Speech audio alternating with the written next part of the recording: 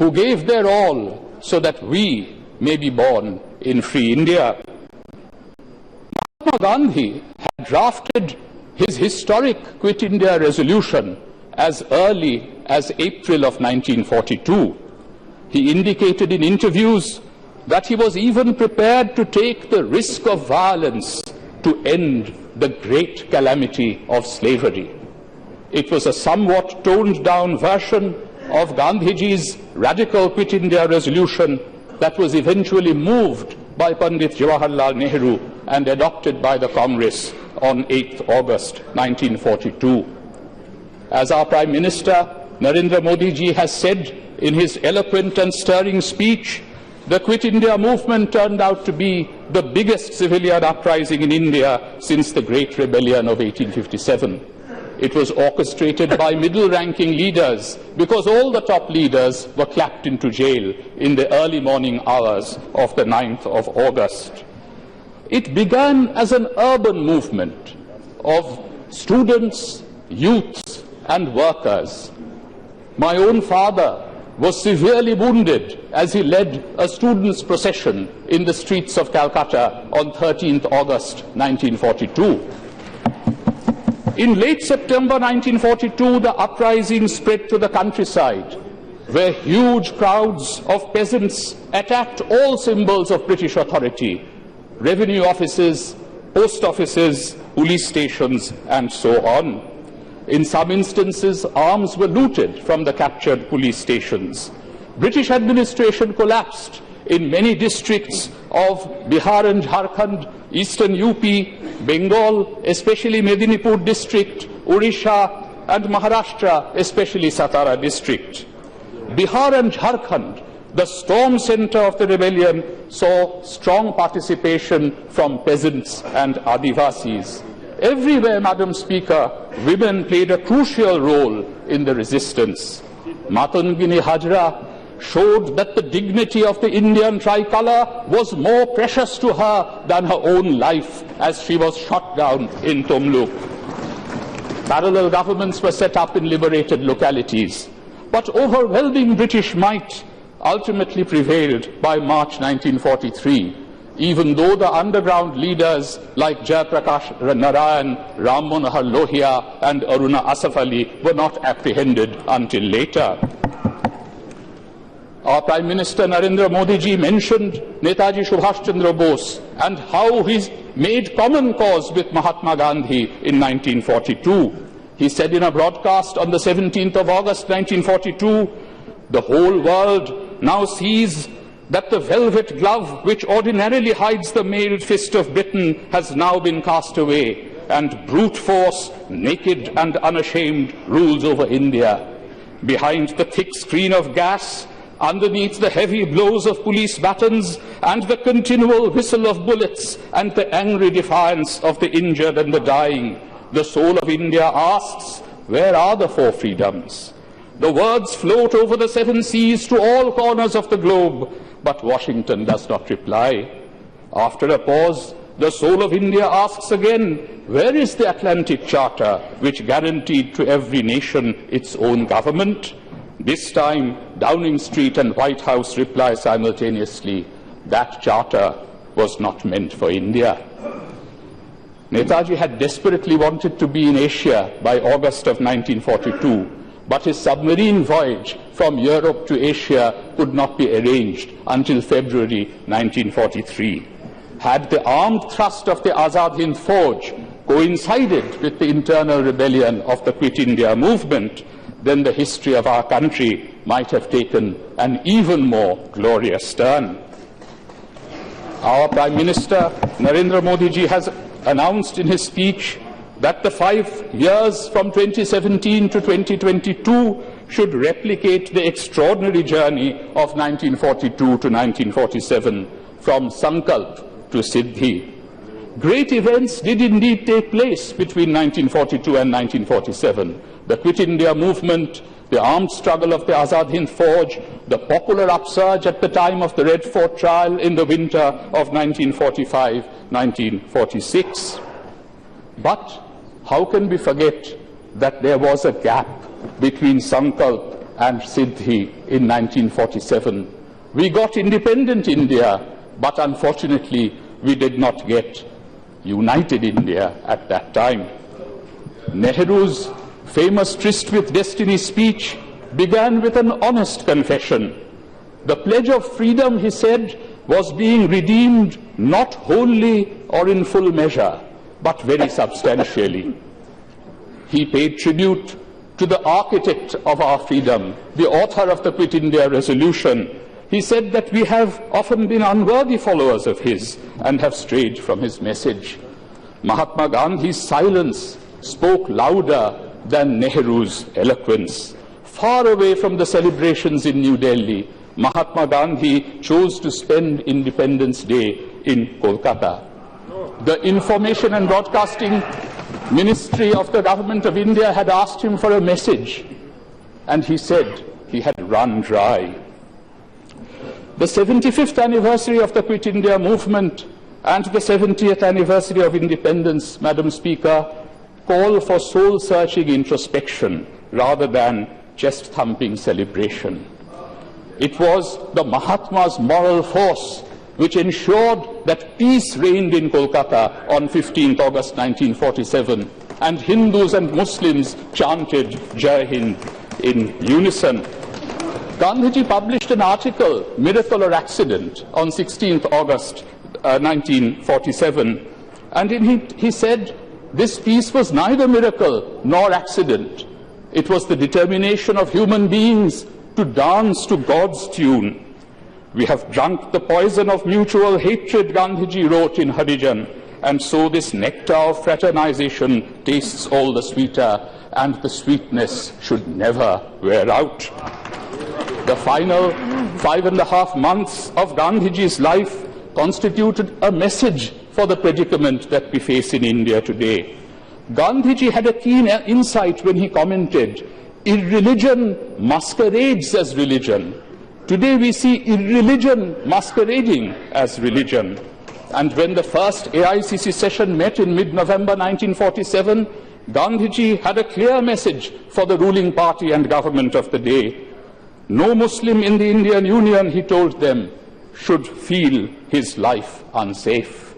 And then, of course, he went on his final fast on 12th of August 1948 to maintain peace in this great land of ours. It was 48, in January 48. January 48. And on 23rd January, by the way, which was Netaji Subhash Chandra Bose's birthday, he said, Subhash knew no provincialism nor communal differences, and had in his brave army men and women drawn from all over India without distinction, and evoked affection and loyalty which very few have been able to evoke. In memory of that great patriot, he called upon his countrymen to cleanse their hearts of all communal bitterness. The 75th anniversary of the Quit India movement and the approaching 70th anniversary of freedom may be an apt occasion to ponder the relationship between the past and the future, between the old and the new. Narendra Modi ji has been talking about building a new India by 2022. We too have a dream for a new India, inspired by the great leaders from the past. Let new India arise, Swami Vivekananda had proclaimed. Arise out of the peasant's cottage, grasping the plough, out of the huts of the fisherman, the cobbler, and the sweeper. His message of equality went beyond class to embrace caste and gender as well. He said there were two great evils in our country, trampling on the women and grinding the poor through caste restrictions. And Vivekananda's vision was fundamentally one of religious harmony. That is what led him to proclaim, we believe not only in universal toleration, but we accept all religions are true. Vivekananda taught us to mix with all the races of the earth. And every Hindu that goes out to travel in foreign parts, he believed, renders more benefit to his country than hundreds of men who are bundles of superstition and selfishness. The sage had a balanced view of ancient India, which contemporary champions of India's past would do well to heed. There were many good things in the ancient times, according to Vivekananda, but there were bad things too. The good things are to be retained, but the India that is to be, the future India, must be much greater than ancient India.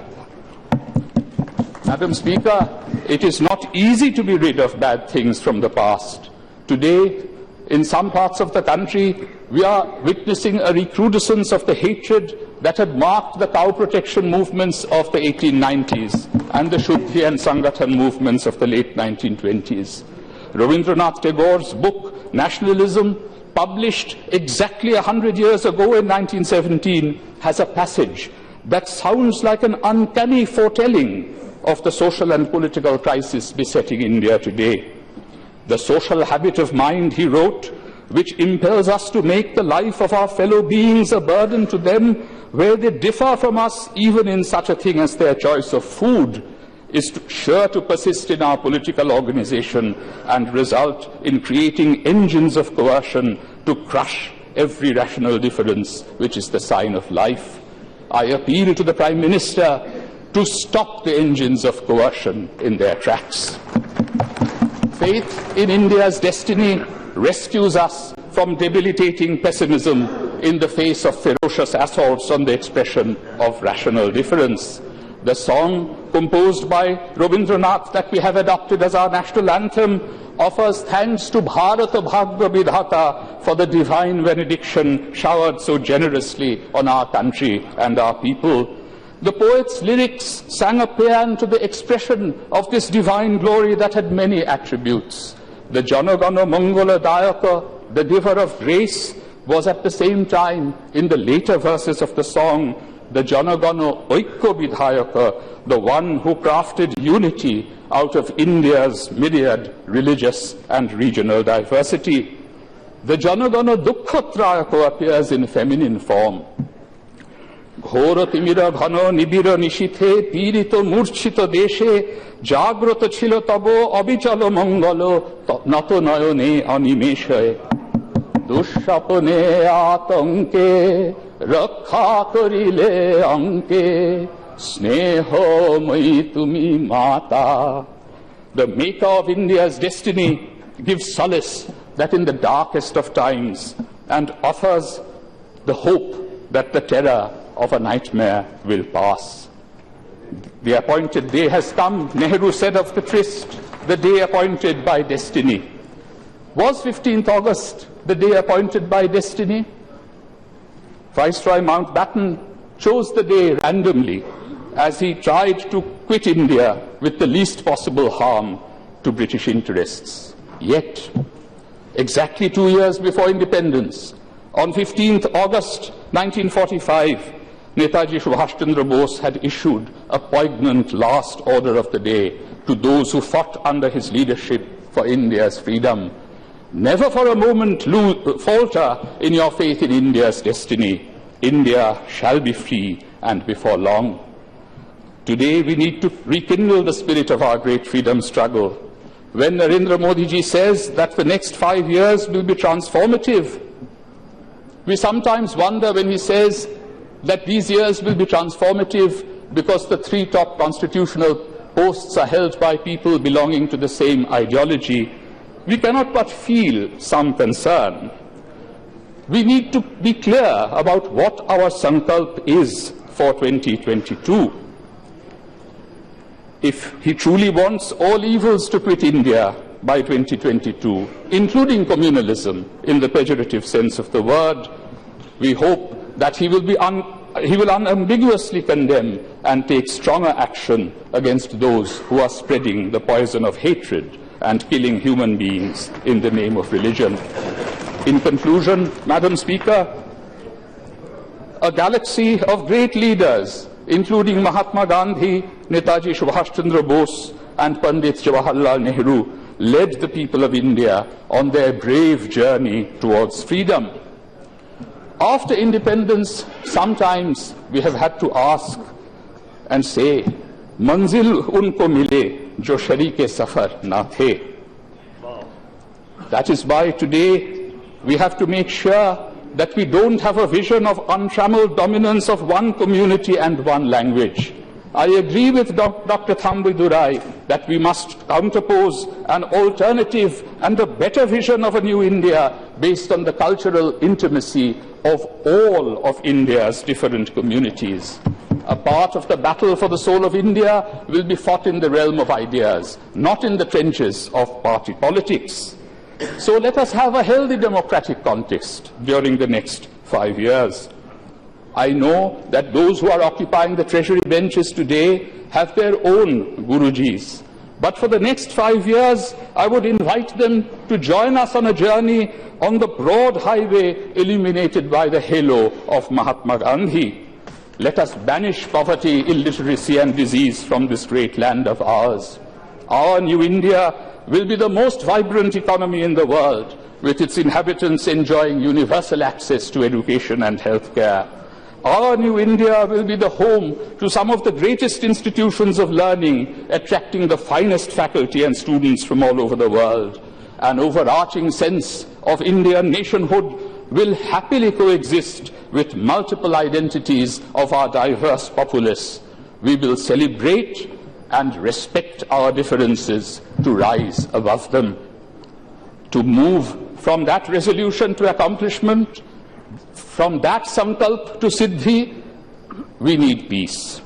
To ensure peace, we must avoid all temptations to be chauvinistic and jingoistic. To build a truly great new India by the 75th anniversary of our independence, we must have a grand vision inspired by a broad, generous and imaginative conception of India's place in the world and our contributions to the cause of humanity. It is time for us, as democratically elected representatives of the people of India, to not just affirm today's resolution that you, Madam Speaker, are placing before us, but also to renew the famous Midnight Pledge. To India, our much-loved motherland, the ancient, the eternal, and the ever-new, we pay our reverent homage and we bind ourselves afresh to her service. Jai Hind, Jai Hind.